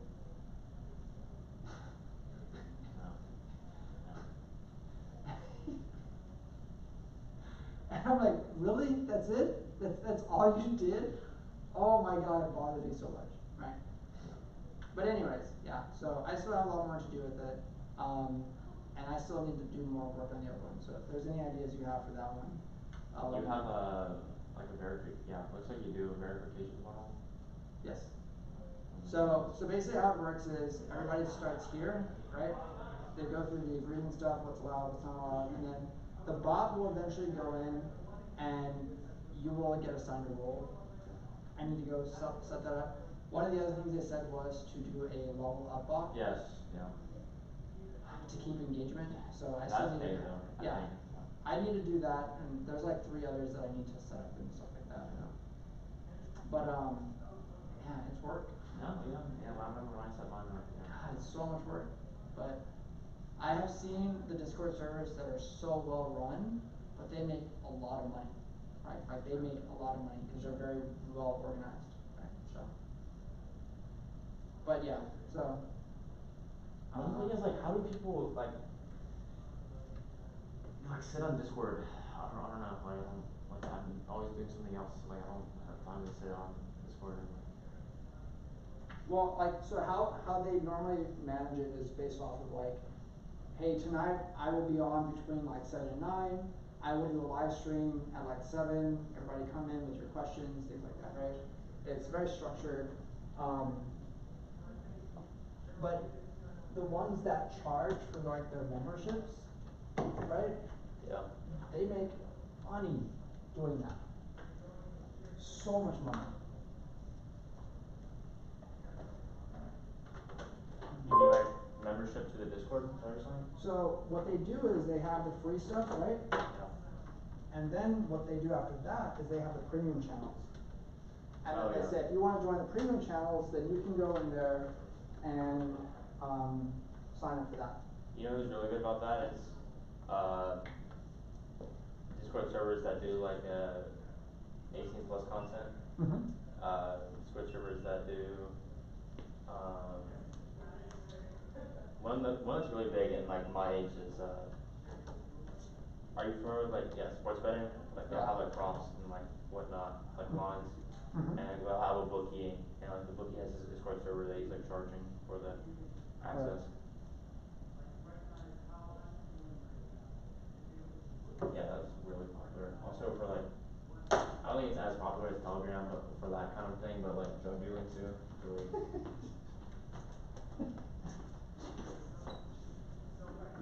There's so many like private ones Oh yeah, of course. for Austin. You know, I actually thought about starting one for Austin, but Really? yeah. It's like a forum or like a paid one? I don't know yet. I'm just trying to figure it out. And you parked on the street, right? Yeah. Are you heading out? No. I'm gonna be here for a bit. Okay. But yeah, there was something I wanted to show you. I just need to clear everything out, turn off the TV.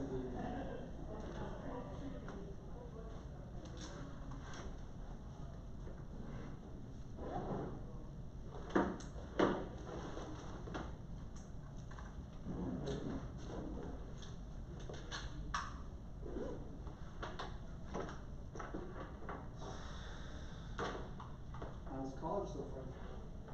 Pretty good. Fun stuff? Yeah.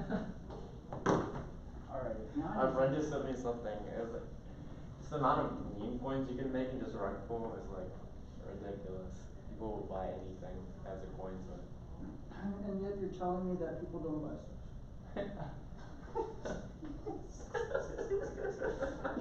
Literally just disprove everything before that.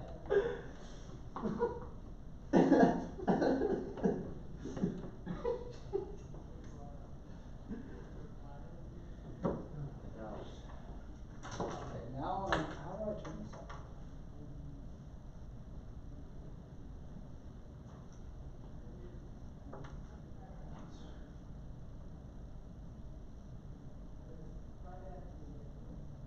Do you think it's easier to go the route of like a startup, or do you think it's the easier route to go like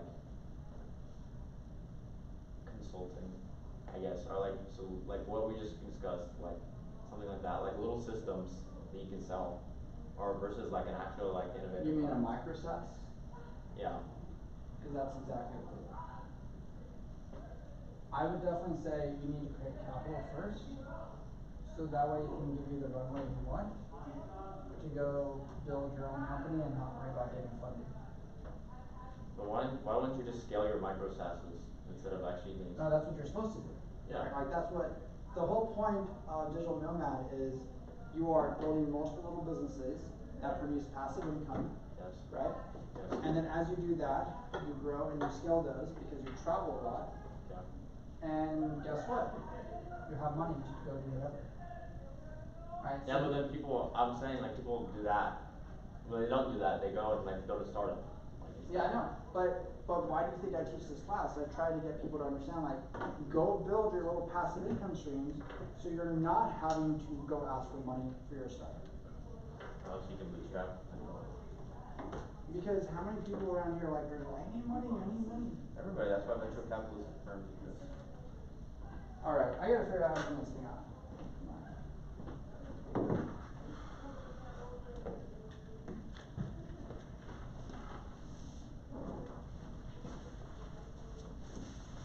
Did you ever find out if like the hackathon thing they gave you Cloudbot for free or no? No, I never found out. I'll ask. Because the thing is like, what if I just went there and didn't even work on the hackathon thing and just used Cloudbot for my own thing?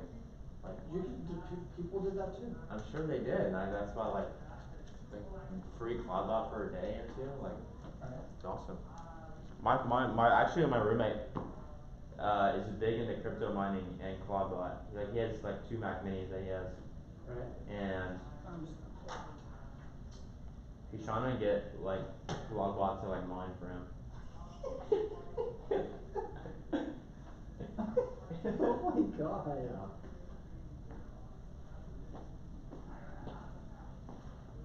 How's that working out? I don't know guys. say he hasn't paid for the subscription yet, so Oh. he said he's been watching a lot of videos. I'm sure he is. And it's expensive. Yeah. But the thing is, like, you don't even need a Mac Mini. Well, I see like little Raspberry Pis that you can do, and just like run Cloudbot on there. But do you know why people are doing that? I have no idea. Well, one is the storage, right? Performance too.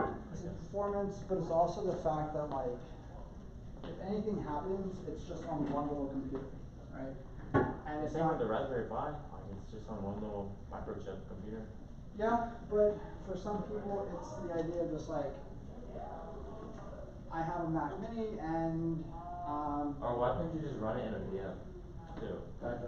because you don't know what it's gonna access.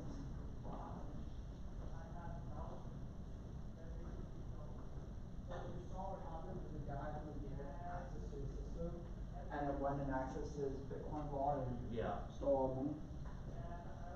Well, yeah, but if you're on a VM, on a VM that has But like you don't know what it's gonna do. You don't know like how it's gonna hack inside there. Is that not the same in Mac Mini? I don't know. Because it knows full access to your entire system.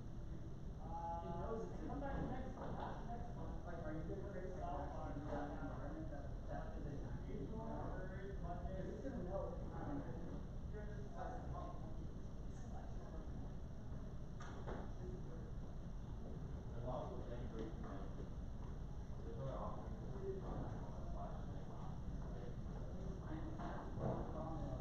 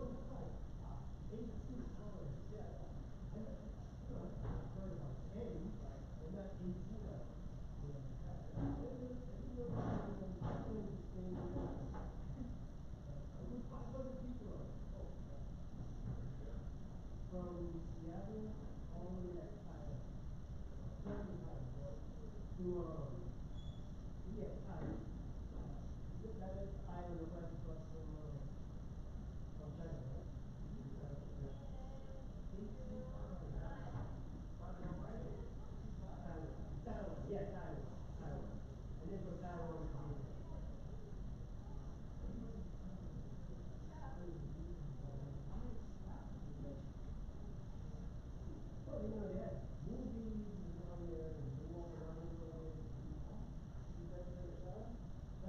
I know, I was comedy class. Well, I was up where big boys are, you know, and did the dance and shout and all that. And I was trying to hear, so it wasn't yeah. They get where some like flat and tail. Very tough, yeah. But that's the ticket price. I had to go on ticket price. No budget. Okay, buy in and you get a shot of flight, you get the reward direct. And then it's kind of here, where they have issued to the United States and where you can fly.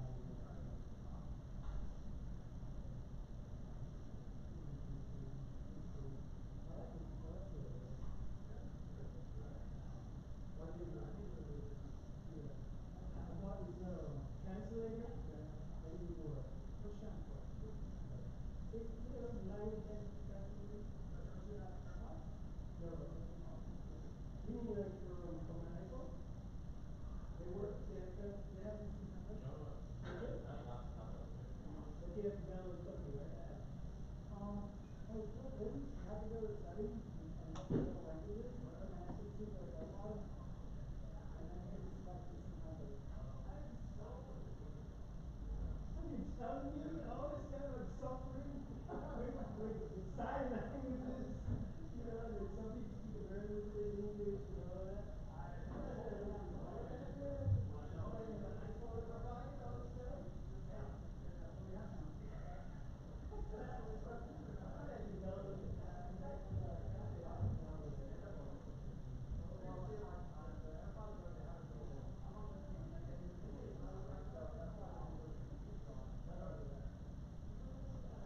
Say, just go to the language.